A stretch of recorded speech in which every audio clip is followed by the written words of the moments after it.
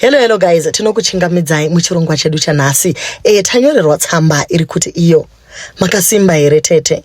Ndinokumbirawo kuti mundiudze kuti unopora sei kana waziva kuti vana vako vawakazvara wega vakaurawa nemurume wako. Hatisi kutaura stepfather kwete. Tiri kutaura biological father wevana. Munhu akasarudza upfumi akaita sacrifice vana vake. Munoziva ichokwadi chiya chinombonzi sometimes we are married to our own enemies tete. Ndizvo chaizvo zvakandiwira. Philip neni takasangana tiri attachment. Pataita tourism and hospitality. Tapedza zvidzidzo takaona kuti Zimbabwe yava kutoda magendagoria evanhu. Manje haasi munhu wese akabarirwa kuti aite hustler. Saka Philip akazoinvitwa neshamwari yake yaakakura achitamba nayo kuNamibia ndokuita mapapers. Ini ndikazonzi nditevere. Philip akazomboti shande pane imwe company mari ichiseviwa akazotanga his own company. Iniwo ndaiva qualified chef tete, saka ndaitozoshandawo pane imwe hotera ine mukurumbira. Nekuda kwokuti kuNamibia kune the Namib Desert uye kuri peaceful, kunouya maturist akawanda. Saka Philip akazovhura company inoita zvekuhaya motokari.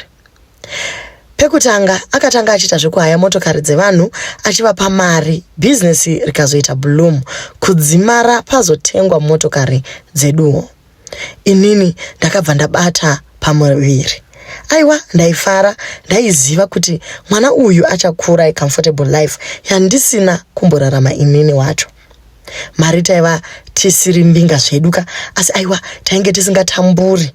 Ndakabatsirwa mwana wangu mukomana tete Chigwindiri ndikamutumidza zita kuti Nditanaka.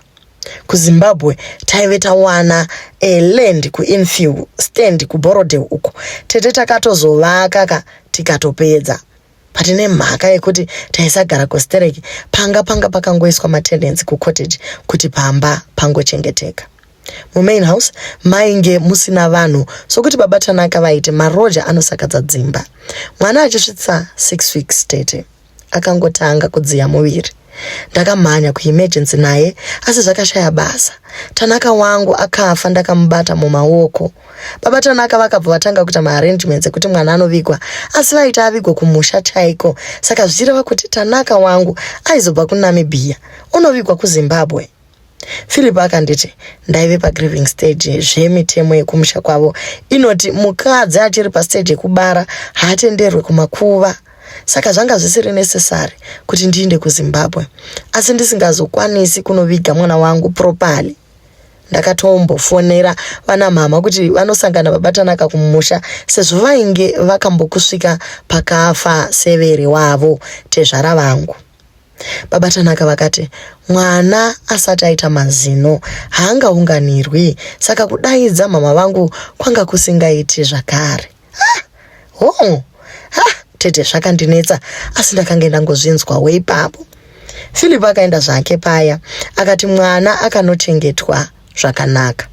Tete handizivi kuti ndaiva ndakaputirwa nemishonga here kana kuti kwaitova kupusa zvekutadza kufonawo kuhama dzemurume ndichitendawo zvekuti vakanomira nesu. Imigani tete murume akanditi ndaiva pagrieving stage ndikaitirwa all zvese zvamukafungira holiday kuThailand kuti ndiindewo ndinowana kufema. Ndakaenda zvangu nefriend yangu Joyi kwava kunopiwa mamasages tichienda kunzvimbo dzakasiyana dzekutandarira. Tete kutaura kudai chokwadi pene kufirwa haiperi, asi it gets better with time. Ndakadzoka hangu kuThailand kwangu ndava kufila better. Philip akati ainge abata big tender ahead of the World Cup. Tete saka mota dzakawedzera ndokubvaita diversify kutenga maproperties nekuvaka mahotels. Semunhu aiva nezvake zvekuita tete handina kuda kumboita detective kuti nditsvakurudze zvetenda iyi. Philip akandita noziva I was grieving, asi zvanga zvakanaka kuti tizame kutsvaka umwe mwana sezvo taiva vechidiki kudai. Mimba ndiye tugu kundainge ndisingashandisi any form of family planning ka. This time I was extra careful. Sekuti pana Tanaka ndakafunga kuti maybe yaiva human error. So pandakabatsirwa ndakahaya pediatric nurse vaitova vaviri actually. One wekundibetsera mwana masikati kozotiwo one wemanheru. manesi aya aitoita a private job tichitobhadhara mari svino. Tafadzwa was pampered kaiva ka princess kwete mbichana 6 weeks ba takati tapinda mu 8 weeks princess wangu akangoita se kungochokwa kudai. Manesi zakampa immediate attention tete kutozama zvese sokuti wainyatsoona kuti mwana ari kutsvaka mhepo yekufema. Ambulance yakadanwa, mwana akamanyiswa. Tikasvika takamirirwa netimu yematop shelf specialists asi zvakashaya basa. Mwana akasvikoshayikira muchipatara imomo. Moyo wangu tete, moyo wangu wakatsemuka. Ipapo Philip aive asipo tete, ari ku South Africa kwaita ma preparations eWorld Cup. Philip akauya akati mwana aizoenda nendege kumusha kuZimbabwe. Zvakare tete unovikwa zvakare kuZimbabwe. This time ndaida kutoendawo kunoona pari kuiswa vana vangu zvokuti mukadzi anobara haendi kumakuva aiwa nonsense. Ndikati vangu vana bodo ini ndoda kunozvionera. Philip akati, Angie, you are not in a position to go through with another child's death. It will kill you. Uchazoenda kana wava in a better mental state. Kava kechi tu ndisingawani pakavikwa vana vangu. Aiwa, mama nemasisters angu vakabhadharirwa maflights vakauya kwandanga ndiri. Vakazama kundinyaradza. Hamenotsika yekuti mwana mucheche haadonhedzerwi misodzi yakatangawo nani. Mwana anenge asiri munhu here. Ndaingonzi chema une tariro. Philip akazotiitira mavisa eAmerica. Inini namama ne2 my young sisters angu takaenda ku Disneyland, ku White House nedzimwe nzvimbo dzakawanda dzakasiyana siyana. Cash to spend yaive iripo zvekuti mama vakazoti vava kumhanyira kuZimbabwe kunogadzirira back to school yemasisters angu. Ini ndaiva ndasarurwa nevhiki ndichiri kuAmerica. Ndakazoona mai vainge vane mwana wavo mustroller ainge same age natafadzwa.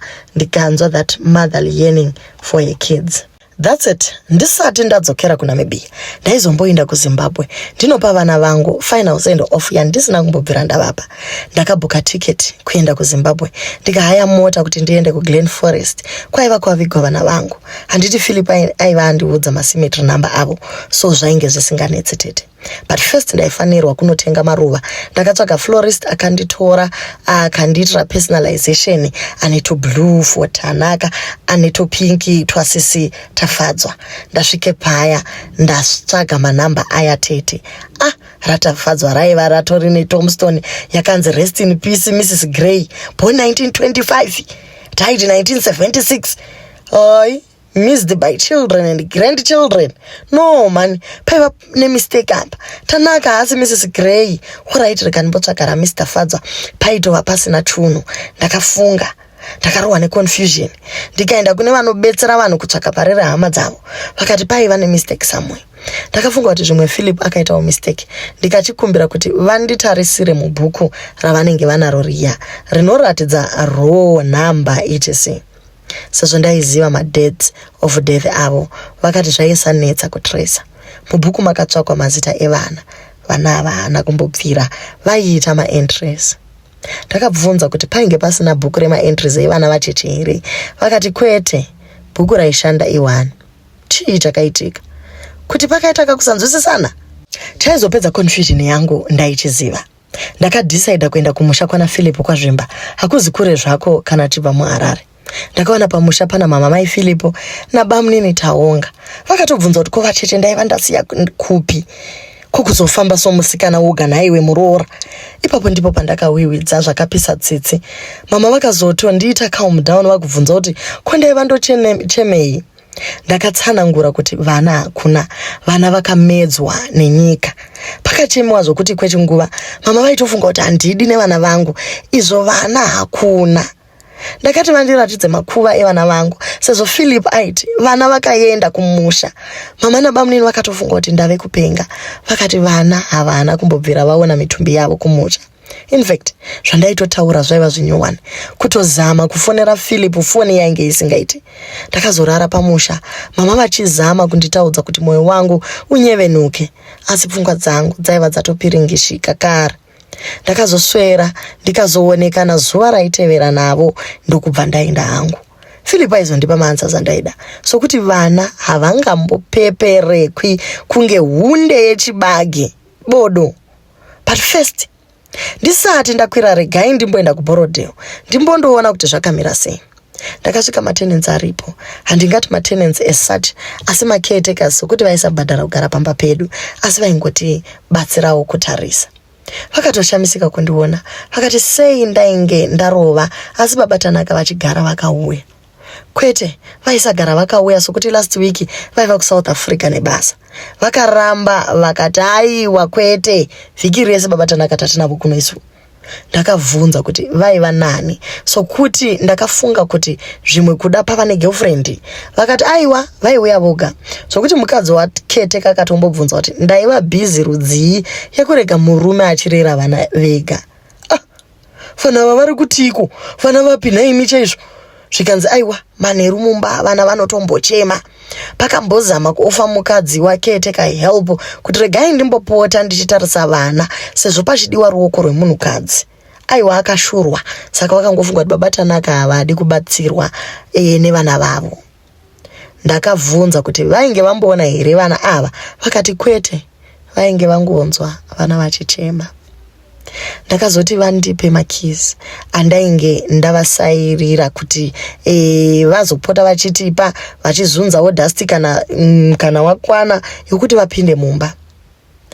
Vakati aiwa isusu makiyi hatina idu. Babatanaka vainge vavatorera vachiti vasazvinetse kana todzoka toda kugara vaizotsvaka kambani inoklina sokuti zvaiva zvisina musoro kutsvaira imba isingagarwi. Ndakatsvaga locksmith akandigadzirira speki yekuvhura main entrance. Ndapinda mulounge, dining, passage. For imba isingagarwi mumba maiva smart mani imomo, saka ndiyana aitsvaira mumba. Ndapinda papassage, ndapfuura mumaspare room ese, pindikiti mumain bedroom. Tete ndiri kunzwa mavoice evana vari kutamba. Kutenga vaTV irioni. Rega ndiswedere padhuze. Tete guru rangu rakarira kuti guru. Vana vangu Tanaka na Tafadzwa ndivo zvavo vari kutamba vari vaviri. Tanaka iva wotofamba, Mr. vainge vokambaira Tete. Asi Tete dho vaiva human form. Vana vangu vainge vangova mazombi, vasandurwa kuita zvikwambo nababa vavo. Vaiva vakazara mvere muviri wese Tete, kusara kwemaziso chete. Tete vana vangu vakafa ndakatarisa, ndakavaona vari vapenyu kani. Vasisiri vanhu, my innocent babies. Ndiwe here matenda waireva iwe Philip. Vana vangu vaita kunge huku inodyiwa kudai samazai.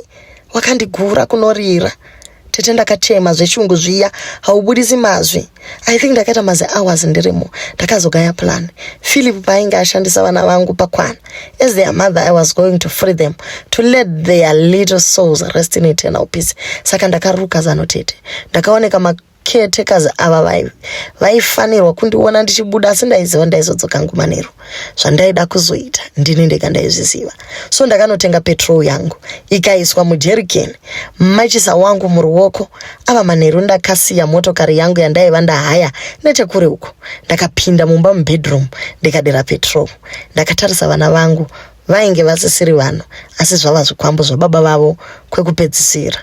Tete ndakasiya ndatungidza imba iyi ndikavhara mafafitera ese nemagoni ese. Ndakanomira at a distance ndikaona imba yotsva.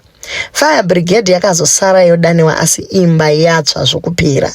Ndine pain hongu, asi at least now my kids can rest in peace Tete. Pane kuti vashandiswa nababa vavo vachinyepera kuwina matenda, izvo matenda vana vangu vavakaita zvikwambo. Sezvo passport yangu yainge ine visa rekuAmerica, ndakadzokera ikoko ndikazonotsvaga upoteri kuCanada kunova kwandiri. Philip ava kupenga njere.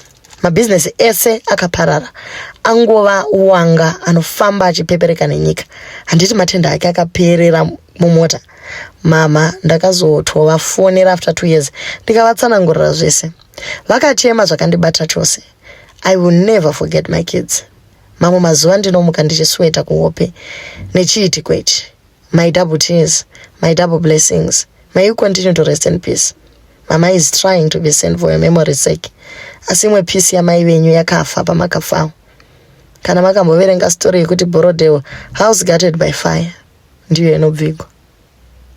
So guys, ndo story yatapuwa nemunyori achitaura kuti murume wake akachinja vana kuita zvikwambo. Nyaya yekuda mari guys yakaoma kusvika pakuzvidyira vako vana. Topinda panyaya yedu yechipiri yatatumirwa neumwe munyori. Inoti, ndakatanga kuita online midnight prayers pa Facebook. Handina kuziva kuti ndakutojoina urombwa. Ndiri mudzimai, ndiri kugara ku Cape Town vatete, ndiri muZimbabwe. Indakakura ndichigara kuwedza. Ndakati ndapedza chikoro kuroorwa kwakanetsa. Nanhasi handisati ndaroorwa. Kunyangwe ndiri mukadzi akasvika, varume havasi kuona kunaka kwangu. Pa lockdown ndipo pandakatanga kuita serious nekuda married. Ndakatanga kujoina ma prayer groups, ndakaenda kunoungana madzimai akawanda vachinamata, asi hazvina kushanda. Kumwe ndainzi ukangosida zvako zvaita, asi ndakasvika pakupedzwa mari nemasidza aya vatete pasina chiri kubuda. Ndakazouya kuno kuSouth, ndaifunga kuti yaivewo new beginning mulife yangu, but zvakatoita wese kudanana nevarume vanhu tete kwega. Pandinoshanda ikampani yeconstruction, ini ndiri engineer vatete. Ndaifunga kuti pakushanda pandakakombewa nevanhu vechirume ndichawana merit, asi zviri kuramba. So kutanga kogore rino ndakatanga kuita ma online midnight prayers. Ndakazobaya link re WhatsApp tete mushure mekunge prophetess vati vese vari kuda vana nemichato pindai mugroup iri. Ndakapinda ndikatambirwa zvakanaka, ndakanzi na admin unofanira kubvisa mari yekuti ukwanise kuwana prophecy uye mama vataurewo newe. Vakati any amount yaunayo inobvumira.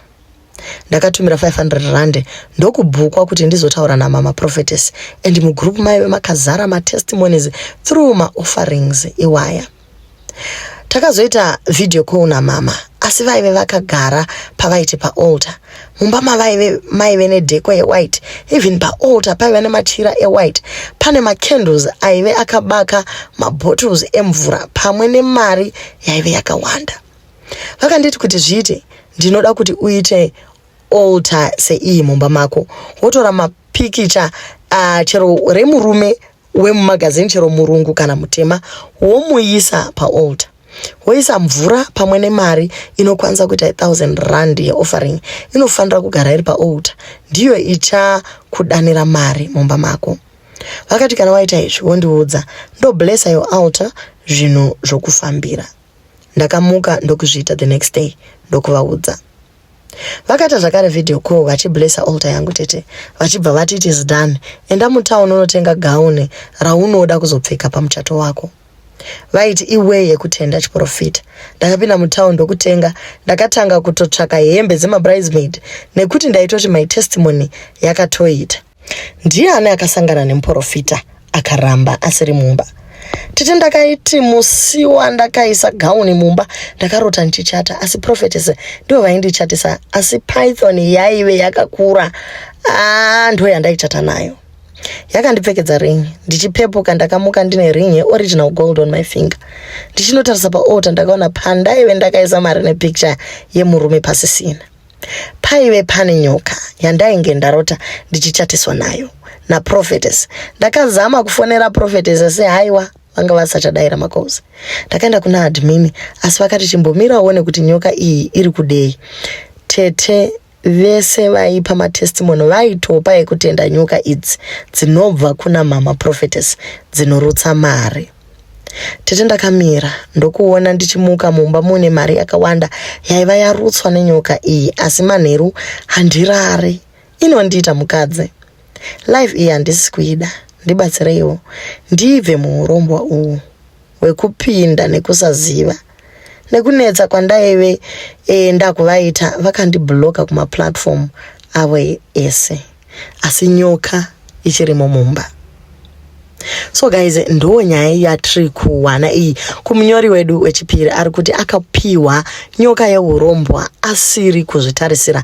Iye aingovawo munhu ari kutsvakawo muchato. Iyi nyaya yakauma guys. Pane imwe eje kuti chero ukaenda kumusha unotonzwa kutya nekuti vanhu vanenge vobvunza ko mukwasha aripiko, ko tuzukuru twangu ndichatubata rini, vana vamwe vana mai muraini vanenge vapfeka mateneti voti iri ndere mumvana wangu uya pamwana wake wechipiri zveuyu umwe uyu weku uchitegutu uri kuexpecta umwe mwana vasikanaka dei vana mai vedu vaikwanisa kurega kupa vana pressure zvokwadi tinopedzisira tatochata nenyoka zvino mukwambo wenyoka munomuisa pai chero kunzi kwai kunourayira huku zvakaoma vedu we mumba macho munopedzisira musachagariki nyoka iyi inotoziva basa rayo kuti inobva yatonokuita mukadzi chero mari yacho hainaki guys. Prophetess Day vagona kuwanikwa vakwanisawo kubatsira mwana uyu abuda mumhiko dzaakaiswa idzi asingazivi iye aitotiwo zvimwe ka achawana murume kwanditi vakati ashandise pikicha remunhurume inyaya inorwadza guys. Kuri kutsvakwa rubatsiro rwekuti kana pana anoziva munhu anogona kushandira sister ava nyoka iyi igone kudzoserwa ndizvo zvinotodiwa panguva yakadai asi sitirungoti nesimba raJesu Kristu ukazvitaura ukazvipronounsa ukati izvi handizvidi wodana vafundisi vechechi vouya vopaka pamba pako vobata munamato machira yese ondopiswa aiwa zvese zvinofamba zvakanaka. Chakakosha ndechekuti iwe muridzi uti izvi handizvidi hapana chinoramba nezita raJesu. Thank you guys so much for watching and please do not forget to subscribe, to like and share kuti video redu rifambe. We value you so much. See you in the next one. Thank you.